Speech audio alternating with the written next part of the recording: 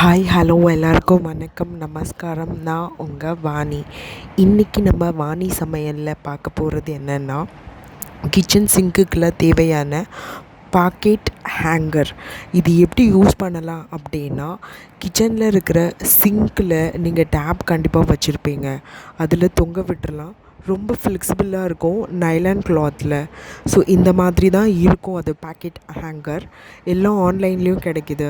நீங்கள் யூஸ் பண்ணுற ஸ்க்ரப்பாக இருக்கட்டும், நீங்கள் யூஸ் பண்ணுற கிச்சனுக்கு யூஸ் பண்ணுற அந்த வாஷஸ் ப்ரெஷ்ஷாக இருக்கட்டும், எல்லாமே அந்த பவுச்சுக்குள்ளே வந்து அடங்கிரும். கைண்ட் ஆஃப் கூட மாதிரி தாங்க இருக்கும். அட்ஜஸ்டபிளும் இருக்கும் பேக் சைடில்.